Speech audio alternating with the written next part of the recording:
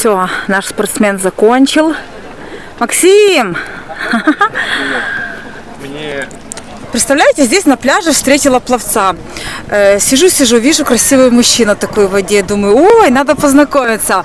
Ну вот, Максим, расскажи, откуда ты и что делаешь тут? Я приехал сам из России, из Москвы. Вот, работал там тренером по плаванию. Переехали сюда всей семьей. Да? Да. Вот, у нас тут, уже до этого жили родственники. И мы как бы по их, так сказать, наводке сюда тоже решили приехать. Нам все очень нравится. Вот, я параллельно здесь работаю тоже тренером. Классно. Нахожу как бы клиентов себе по Фейсбуку, по Телеграму. Просто уже сарафанное радио. Русские дети, украинцы, белорусы, тренирую всех, кто... В море, да? Кто шикарно, хочет, да. Шикарно. В бассейне, в море, где кто хочет, да? Да, у кого компаунд с бассейном, я тренирую там. Кто хочет на море, я могу к ним приехать. То есть любой каприз. Дорогие друзья, прямая реклама. Координаты Максима будут под видео. Так что, пожалуйста, считаю, что каждый должен уметь плавать. Расскажи, как вот тебе тут? Мне в целом все очень нравится, привык уже и к климату, привык к местной кухне. Меня радует, что есть много разных русскоязычных кафе, русскоязычной кухни. Если вдруг чего-то не хватает, все можно найти, там, вплоть, не знаю, там, до майонеза, там, рыбы или чего-то еще. Как бы комфортно. Комфортно, да? Ты женщин тоже тренируешь? Женщин тренирую, да. До какого возраста? До 90 лет. Серьезно? Да. Ну так вот сейчас все мои подписчицы посмотрят и придут тренироваться. Ты справишься? Ждем. Не, такой мужчина молодой, красивый, как? За плечами 9 лет опыта. 9 лет опыта, да? Да, поэтому я занимался со всеми, вывозил и взрослых на соревнования, и детей. С 3 лет до 90 лет я тренирую любой возраст. Максим такой шустрый, я говорю, давай завтра, послезавтра встретимся, пойдем в кафе. Он говорит, не, я уже готов. Говорит, я уже в майке, смотрите. О, симпатично. Это что, марихуана? Нет. Ой, пальмы. Шикарно. Пальмы. Да елки-палки. Все, идем в кафе. Вернемся не скоро. У тебя еще шорты розовые. Одевайся. Вот такого я нашла нового актера. Смотрите, в шортиках, в маечке. И сейчас будем беседовать с ним на серьезные темы. Максим, прошел год, как ты живешь в Хургаде. А ты помнишь первые моменты, как ты переехал, твои ощущения, твои переживания? Можешь рассказать? Конечно, я помню первые впечатления. Они были такие яркие, не самые лучшие, наверное.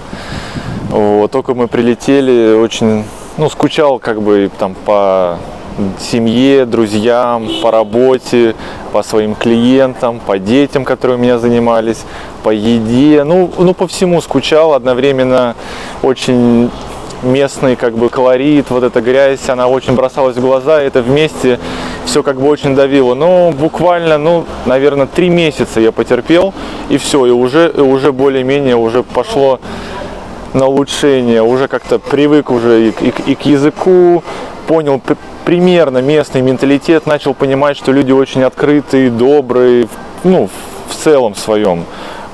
И есть тут и магазины с русской едой, и русскую кухню тут можно найти, и как бы друзей себе новых тоже можно найти. Я, в принципе, это и сделал. Не специально, оно так само собой сложилось. И, в принципе, в целом, если кратко, то я доволен. Я привык к местным людям, к местной всей как бы структуре, и меня все устраивает. Как тебе египетская еда? Египетская еда не очень. Тахина, лепешки. Я больше по европейской. Я нашел себе отдельные локации и места, где можно вкусно поесть европейскую еду. У меня вкусно как бы готовит там семья, и как бы я питаюсь дома, либо где-то в таких местах. Египетскую еду редко кушаю. Ты тут с женой, да? Да. С женой. Расскажи, как тебя принял Египет? Чем ты тут занимаешься? Как тебя приняли люди? Ну, изначально как все началось? Я работал в Москве тренером по плаванию с таким, ну, для своего возраста, наверное, большим опытом. Уже 8 лет было, сейчас уже 9-й год тренерской деятельности пошел. Но я не представлял, что я тут смогу работать тренером по плаванию, где я тут найду русскоязычных детей, людей, где я буду их тренировать. В море никогда не тренировал. Пустят ли меня к ним в бассейн, ну, нужно ли им это будет. Ну, столько вопросов разных закрадывалось. Вот. И я купил в Москве как бы себе ноутбук. У меня жена работает удаленно. Ну и как бы мы думали, что найдем мне тоже какую-то удаленную работу такую, ну, нетрудную, хотя бы там на 50-70 тысяч. Вот. И буду как бы работать, ну, на Россию, ну, отсюда также рядом на компьютере. Вот. Начал искать какие-то обучения, какой-то курс, что-то начал, но вообще не мое. Я понял, что вот это с компьютерами, когда ты сидишь 6, 7, 8 часов на звонках, на каких-то отчетах, на программах, это не мое. И меня это в какой-то момент еще больше начало угнетать, что как бы я тут, ну, по сути, такой, ничего не могу сделать, никак не могу себя прокормить. Жена уже на тот момент работала, а я вообще ни о чем. Вот. И вот в июле думаю, ну ладно, сделаю какое-нибудь объявление там в Телеграме, в Фейсбуке, знаю пару групп, где люди выкладывают, ну, абсолютно все. Вот. Выложил, вот. Позвонила мне женщина, написала в WhatsApp, вот, Максим, девочка, как бы мы тут живем, вы где? Ну, мы как бы определились, где будем заниматься, у них в компаунде, все, я пришел, и все. И вот с первой девочки, девочку Варя зовут, как бы все и началось, и поехало. Она рассказала своим подруге, соседям, приехала сестра, у них дети, потом, и все это вылилось в то, что вот сейчас уже на дворе там 16 ноября, у меня уже как бы холодает, и там то, сё, но до сих пор там от 3 до 6 тренировок ежедневно. Каждый день, 7 дней в неделю. Я при этом как бы не стараюсь там излишне давать какую-то рекламу. Там, ну, кто хочет, он меня, этот клиент сам меня найдет. По морю я там не хожу и не тыкаю каждому свою визитку. Люди видят, они ко мне сами подходят и говорят, можно познакомиться, у меня есть ребенок, мы хотим с вами как-то, ну, посотрудничать, так сказать. Пособление, да? Да, аксессуары. Аксессуары для плавания собираем. Ты знаешь, я хотела купить вот такую дощечку, чтобы качать попу. Потому что я сейчас мало занимаюсь. Стоит, Максим? Чтобы руками держаться? Да. Правда? Потому что ты понимаешь, я купила фитнес-клуб на полгода и была 3 раза. Лучше, а сюда буду ходить. Дощечки, да, с очками обязательно. Только главное, очки, чтобы были хорошие. Очки, да? Да. Так, сейчас нам Максим расскажет про важные моменты, важные аксессуары для плавания. Так что, дорогие подписчики, вот такой у нас молодой человек теперь будет появляться. Ну, я езжу просто каждый день, ну, буквально по всей Хургаде. У меня клиенты и в Мубараке 7, в Аляхе, и в Каусере, и на Мамше, я вот на пляже на Машарабее занимаюсь. Есть даже, ну, они уже уехали, русскоговорящие из Германии, вот, нашли меня из Сахл-Хашиша. Они там снимали апартаменты, ну, шикарный вид, вот, не хотели с ними расставаться, ну, как бы ни они, ни я, очень, ну, как бы такой прям коннект у нас был хороший. Вот, сейчас до сих пор общаемся, списываемся. Она говорит, Максим, если мы вернемся, то мы сразу же тебе напишем. Ну, там такая семья, у которых Египет и Сахл-Хашиш – это вот любовь на всю жизнь. Она ездит сюда каждый год, по 2-3 раза в год, и только туда, и только сюда. Вот, поэтому я не сомневаюсь, что они вернутся, может быть, там, через 3 месяца, может, через 4, и мы продолжим занятия в этом прекрасном месте. Кого тяжелее учить? Наверное, в большей степени взрослых. Взрослых, да? Потому что дети, они как больше как в губку впитывают, но опять же дети, ну, бывают такие случаи, что ребенку, допустим, не нравится плавание, он, допустим, хочет на футбол, да, там, а ему родители говорят, нет, вот мы хотим на плавание, а он не хочет, у него не получается, у него нет желания, а ты как бы, ну, тебе привели, ты работаешь с тем, что есть. Мне его искренне жалко внутри. А когда приходят взрослые, они приходят целенаправленно, с целью научиться. То есть он будет впитывать каждое твое слово, взрослый, стараться. Он знает, что он заплатил деньги. То есть у него есть вот эта еще мотивация, как бы, ну, финансовая. И часто бывает, что взрослые, они как бы лучше у них получается, но не всегда. Не всегда. Есть отдельные случаи по-разному. Максим, а вот если бы пришлось сейчас ехать домой, ты бы скучал по Египту? Если бы пришлось уехать, ну, на данный момент могу сказать, что я точно бы скучал, вот, потому что уже привык, уже освоился, ко всему.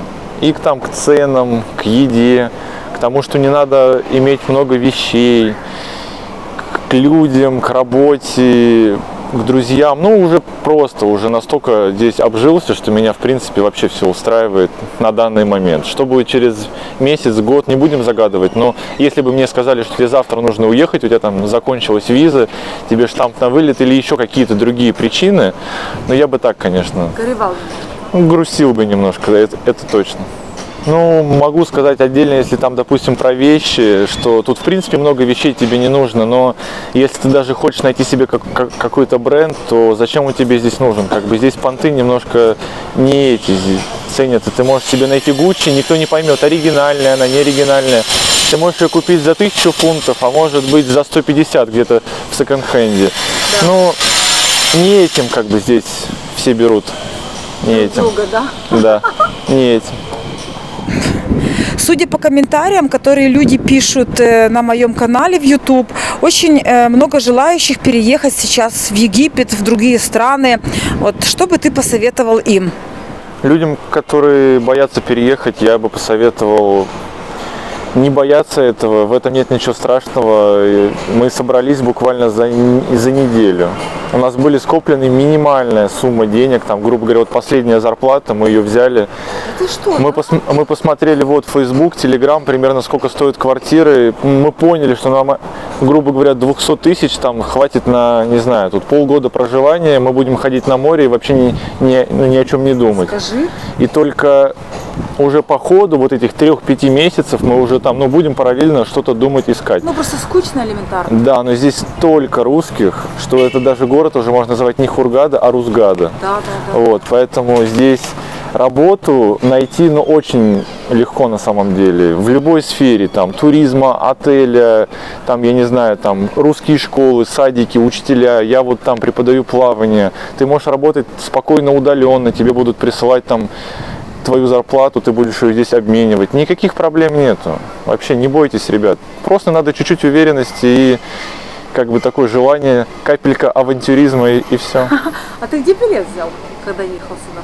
Билет? Да. На авиасейлс. Да, на авиасейлс. Сами не в отель, сами купили, да? Нет, мы просто авиасейлс и все. И просто заказали квартиру и приехали, да? Все. Шикарно. Просто... Которые приезжают в отель, а потом там уже, Нет, Red Wings просто приехали и все. Видишь, как классно.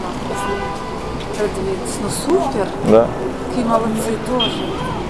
А ты понял, что здесь есть русских много, да? Да, начнем с того, что у нас здесь уже были знакомые, кто сюда приезжал, кто здесь жил какое-то время. Они нам, в принципе, ввели в курс дела. Понятно, что это все на словах, понятно, что это все, никто тебе не дает никаких гарантий, что ты можешь, грубо говоря, выйти и что-то может случиться, не знаю, упасть тебе камень. Этого отменять нельзя, кого ты тут встретишь, но в целом все спокойно. Приехали, сняли квартиру, хороший арендатор, пожили, решили снять побольше, поменяли, уже освоились. Никаких проблем, никаких, вообще никаких, с самого начала. А у тебя дети есть? Они в школу ходят или как тут? Повода переживать, потому что тут русские садики, и не один, их много. Русские школы. У меня у самого сын здесь идет уже во 2 класс. Он сейчас занимается во 2 классе с русским преподавателем по русской программе. Все на русском. Там даже у них в программе арабского нет. То есть такого, что им насаждают, нет. Вот все как в России. Только физра у них на улице возле бассейна. Вот и все. А летом они плавают под открытым небом в бассейне. Не летом, а май, апрель. Летом все отдыхают. Да, а после школы, естественно, школа заканчивается в 12 в час, темнеет летом в 6, сейчас в 5, иди на море, 15 минут и все, загорай, купайся, уже там отдыхай. А вот так проходят тренировки у Максима. на Красном море, где тепло, где солнце, где всегда у всех прекрасное настроение. Напомню вам, что я занимаюсь недвижимостью и помогу вам приобрести жилье на берегу Красного моря. Мои координаты тоже под видео. Ну, а на сегодня все. Буду с вами прощаться. Подписывайтесь на мой канал, ставьте лайки, пишите комментарии. И обязательно нажимайте на колокольчик, чтобы не пропустить мои новые видео. Пока-пока. До скорых встреч.